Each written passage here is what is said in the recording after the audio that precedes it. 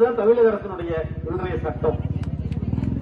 காவல்துறை அதிகாரிகள் அனைவரிடத்திலையும் கண்டிஷனா இருப்பாங்க. ஆனா இந்த மதுபோதை வர்றாங்க பாத்தீங்களா, இவங்களிடத்துல ரொம்ப பணிவா நடந்துக்கணும் அப்படின்றது அவங்களுடைய கட்டளை. அப்ப இப்படியான நேரத்துலதான் தமிழகத்துல நம்ம இன்னைக்கு வாழ்ந்துட்டு இருக்கோம், மேபி இருந்துட்டு இருக்கோம். வாழ்ந்துட்டு இருக்கோங்கிற வார்த்தையை சொல்றதுக்கு தகுதி இல்லாத நாடாக தமிழகம் மாறிட்டு இருக்கு. காரணம் என்ன தெரியுமா? கல்வியிலும் தொழிலிலும் உயர்ந்த இடமாக உதாரணமாக காட்டப்பட்ட ஒரே மாநிலம் தமிழகம். ஆனால் இன்றைக்கு மாநிலங்கள் மீது இருக்கக்கூடிய கடனுக்கு உதாரணமாக காட்டக்கூடிய மாநிலமாகத்தான் இன்றைக்கு தமிழகம் இருந்து கொண்டிருக்கின்றது. கடன் சுமையிலே அதிகமாக இருக்கக்கூடிய 3 மாநிலங்களிலே தமிழகம் முதலிடத்தில் இருக்கின்றது. காரணம் என்ன தெரியுமா? ஆண்ட ஆட்சியினுடைய லட்சணம் அப்படி.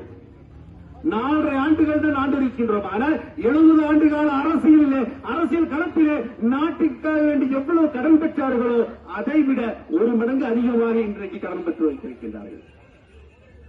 வேதனையான விஷயம் என்னன்னு சொன்னா, ஒவ்வொரு தலையின் மீதும் இன்னைக்கு 1,19,200 ரூபாய். விடிஞ்சா என்ன பண்ணுவாங்கன்னு தெரியாது. இப்ப வரைக்கும் 1,19,200 ரூபாய் சின்ன குழந்தை வரைக்கும் கடனாக்கி வச்சிருக்கிறாரு.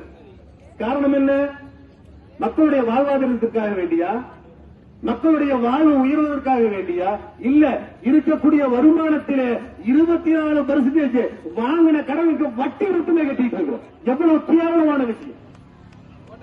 ஆட்சி அணுகுமுறை இல்லாம, நிர்வாக திறன் இல்லாம ஒரு ஆட்சியை கையில வச்சுட்டு பாக்குற மக்கள் எல்லாம் என்ன அப்பான்னு சொல்றாங்க, என்ன அண்ணான்னு சொல்றாங்க அப்படின்னு மானக்கேடு இல்லாம, கேவலம் இல்லாம மேடைக்கு மாறுதட்டு சொல்லிக் கொண்டிருக்கின்றோமே.